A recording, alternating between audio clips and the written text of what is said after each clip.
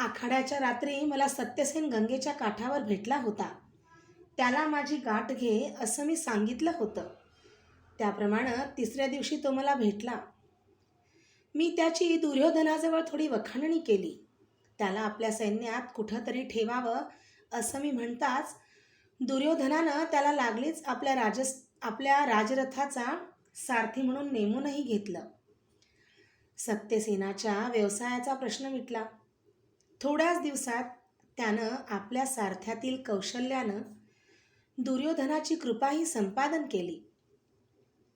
मी, बाबा आणि शोण युद्धशाला सोडून राजवाड्यावर राहू लागलो, कारण मी आता अंगराज झालो होतो. माझ्यासाठी स्वतंत्र राजवास्तू होती, दासदासी होत्या आणि सगळ्यात जास्त महत्त्वाचा होता तो माझ्यावरील दुर्योधनाचा आग्रही लोभ. त्याच्या सर्व बंधूंचंही माझ्यावर प्रेम होतं. जरी मी राजवाड्यावर आलो होतो तरीही नेहमीप्रमाणे रोज पहाटे गंगेवर जात होतो. तेथून भर 2 प्रहरी परतत होतो. जाताना 2 चषक गाईचं दूध पिऊन जाई. गंगेवर जाऊन सूर्यपूजा करणं हा माझा रोजचा नियम होता. सूर्यदेवांना गंगाजलाचं अर्घ्य दिल्याशिवाय माझा दिवस सार्थकी लागत नव्हता. असाच मी एकदा गंगेवर गेलो होतो. स्नान आटपून नेहमीप्रमाणे अर्घ्यासाठी ओंजळभर पाणी मी घेतलं. माझ्यापासून 20-25 पावलांवरच उजव्या बाजूला गंगेचा घाट होता. त्याच्या दगडी पायदंड्या धुसर प्रकाशात अस्पष्ट दिसत होत्या. माझ्या ओंजळीतील पाणी थेंबाथेंबांनी परत गंगेच्या पात्रात समंत्र एकरूप होत होतं. रिक्त झालेली ओंजळ मी परत भरून घेत होतो. माझ्या गुरुला मी ती श्रद्धेनं अर्पण करीत होतो. आजपर्यंत मी अशा किती भाव ओंजळी अर्पण केल्या होत्या त्याची गणती नव्हती. गेली कित्येक वर्ष मी हे श्रद्धेनं करीत आलो आहे. जीवनाच्या अंतापर्यंत मी ते तसंच करणार आहे. श्रद्धा म्हणजे काटेरी जीवनावरची हिरवळ. माझी ही गुरुवरची श्रद्धा मी प्राणपणानं जपली होती आणि शेवटपर्यंत मी ती जपणार आहे. सगळ्या हस्तिनापुराला आता ते चांगलं माहीत झालं होतं. सकाळच्या 3 प्रहरी कर्ण कुठं आहे असा हस्तिनापुरात कोणालाही प्रश्न विचारला असता तर प्रत्येकाने निर्धास्तपणे उत्तर दिलं असतं, गंगेच्या काठावर. नित्यासारखा मी त्या दिवशीही एका ओंजळीनं माझा श्रद्धेचा घट भरत होतो. पूर्व दिशा नुकतीच कुठं उजळू लागली होती. क्षणात निळ्या साम्राज्याचा सोनेरी सम्राट आपल्या रथाचे किरणरूपी हजारो घोडे उधळीत पूर्व क्षितिजावर हसत उभा राहिला. पशुपक्ष्यांनी मंजूळ आवाज काढून त्यांचं स्वागत केलं. गंगेच्या पैलतीरावरची हिरव्यागार लुसलुशीत गवताची असंख्य पाती अंग झटकून तरारली.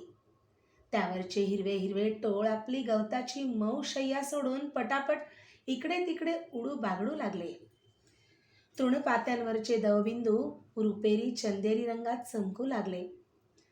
कुरणातील गायींची गोंडस वासरं पुष्टमाना वाकड्या तिकड्या करून बागडू लागली. पक्ष्यांनी पंख झटकून किलबिलत चाऱ्यासाठी घरटी सोडली. काही कारंडव पक्षी फडफडत मध्येच गंगेच्या पाण्यावर झेपावू लागले. पंख पाण्यात भिजताच परत वर झेपावून आकाशात भरारी घेऊ लागले. मंदिराचे डौलदार कळस सोनेरी रंगात उजळून निघाले. गंगेच्या असंख्य लहरी सोनेरी वस्त्र पांघरून चमचमत एकमेकींशी नृत्यगीत गुणगुणत फेर धरून नाचू लागल्या. सगळं चराचर कसं चैतन्यानं कुदू लागलं. जगाला उजळणारा तो अक्षय महादीप माझ्या कानातील कुंडलांना गोंजारू लागला. माझ्याशी एका अबोध भाषेत बोलू लागला. डोळे सताड उघडे ठेवून एकटक पाहत मी ते तेज घटाघटा पिऊ लागलो. माझ्या मनाची ही तेजाचा रस डोळ्यांनी पिण्याची इच्छा कधी तृप्त का होऊ नये तेच मला कळत नसे. कधी कधी तर ते तेज मी अखंड दिवसभर डोळ्यांनी प्राशन केलं होतं. तरीही मी अजून अतृप्तच होतो. माझ्या मनाला तेजाची लागलेली ही तृष्णा कसल्या प्रकारची असावी हे माझं मलाच कळत नव्हतं.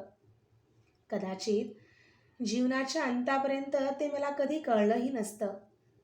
नेहमीच्या या सूर्यदेवांकडे पाहण्याच्या सवयीनं माझ्या डोळ्यांच्या बाहुल्या मात्र मोठ्या झाल्या होत्या.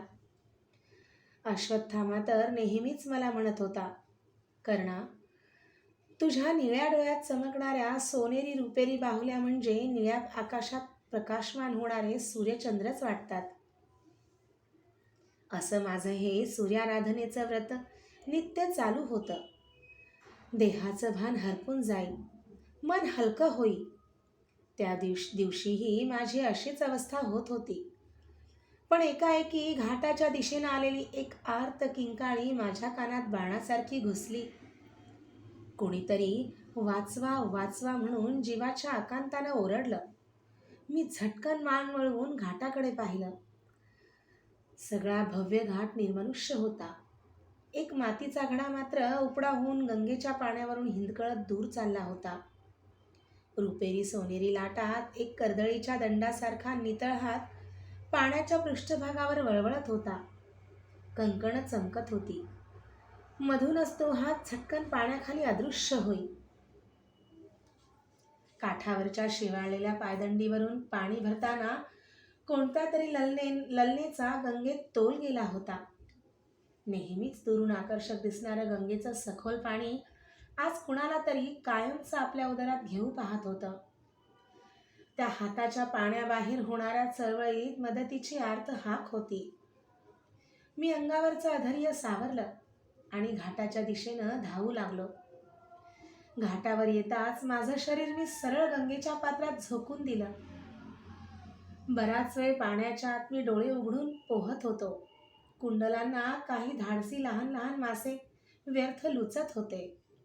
थोड्या वेळातच पाण्याखाली खोल बुडत जाणारी एक मानवी आकृती दिसली.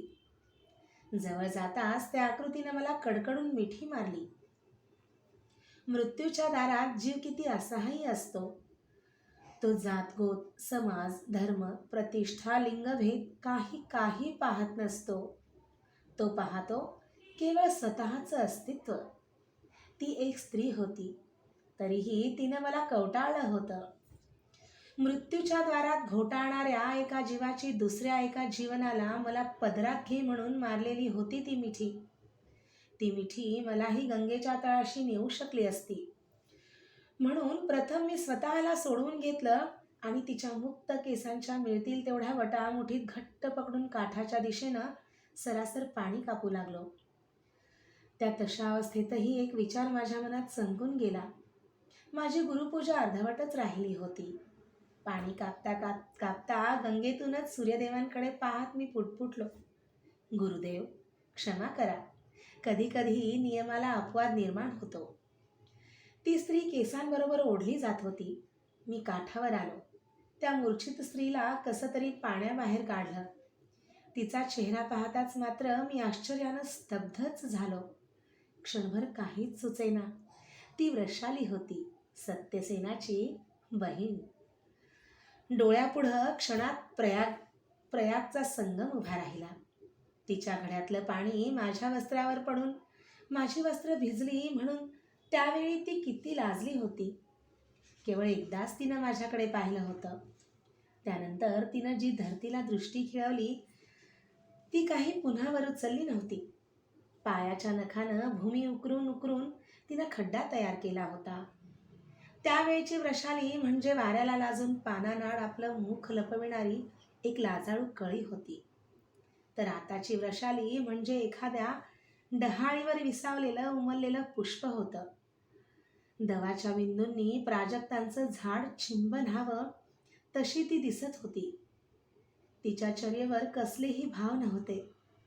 झोपी गेलेल्या अर्भकासारखी तिची मुद्रा शांत होती, निरागस होती. गंगेच्या पात्रातून चुकून मी एखादी अरागस जलकन्या बाहेर काढली की काय असं मला वाटलं. ज्या हातांनी अर्घ्य देत होतो त्याच हातांवर तिचा अचल चेहरा घेऊन पूर्वेकडे पाहत तसाच मी क्षणभर उभा राहिलो. एक चमत्कारिक विचार माझ्या मनात डोकावून गेला. वाटलं की असाच रमणीय सूर्योदय असावा. वृषाली माझ्या बाहूत अशी असावी. मीही भिजलेला, तीही भिजलेली. काळाची गतीच थांबावी. गंगेच्या चंचल अस्थिर पाण्यात आम्हा दोघांचं प्रतिबिंब असंच हिंदकळत राहावं. कारंडव पक्ष्यांनी अशीच मधुर गाणी गावीत.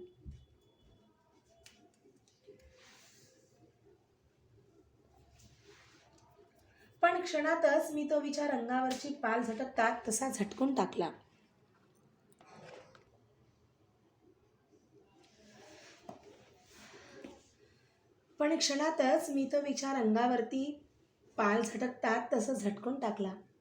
मला माझी तीव्र खंत वाटली. कितीही झालं तरी ती एक परस्त्री होती.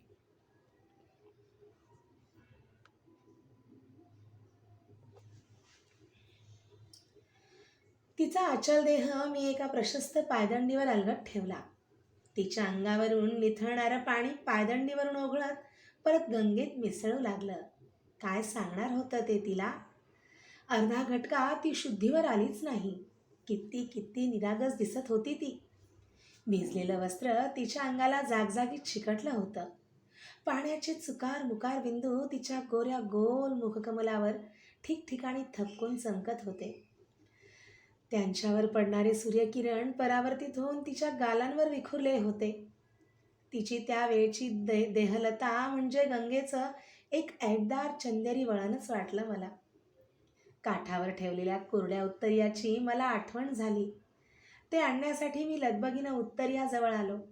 ते घेऊन तसाच माघारी वळतो तो तिचा श्वास मंद मंद चालू झाला होता. घाटावर तर कोणीच नव्हतं. उत्तरीयानं मी तिच्या मुखावरचे जलबिंदू हाताचा स्पर्शही जाणवणार नाही असे टिपले. तिनं आपली मान थोडीशी चाळवली आणि हळुवारपणे डोळे उघडले. प्रथम तिला आपण कुठं आहोत, मी कोण आहे काहीच कळलं नाही. बावरल्या नेत्रांनी ती माझ्याकडे एकटक पाहू लागली. कुंडलावर तटलेले 2 जलबिंदू घरंगळून माझ्या खांद्यावर पडलेले तिनं पाहिले आणि एका क्षणात तिला आपण कुठं आहोत, मी कोण आहे या सर्वांची जाणीव झाली. झटकन ती उठून बसली.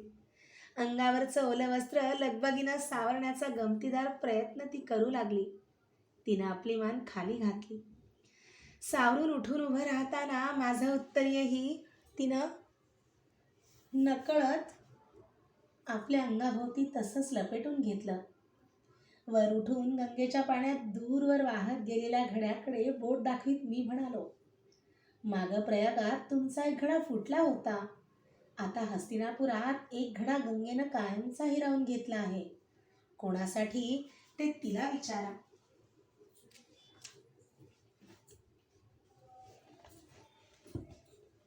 तिनं हिंदकळत दूरवर जाणाऱ्या त्या गंगेतल्या घड्याकडे एक दृष्टिक्षेप टाकला.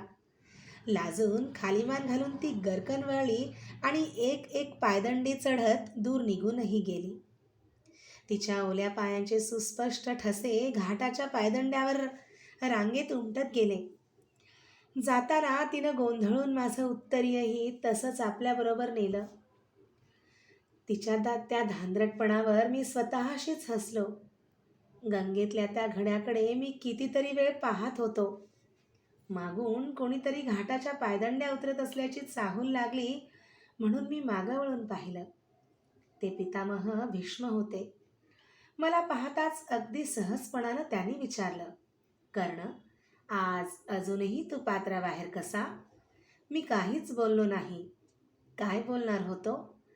माझी साधना काही कारणानं आज अपुरी राहिली आहे असं मी त्यांना कसं सांगणार होतो? केवळ अंगावरच्या ओल्या अधर्यातच गंगेवरून परतलेल्या कर्णाकडे त्या दिवशी कितीतरी नगरजन आश्चर्याने पाहत होते.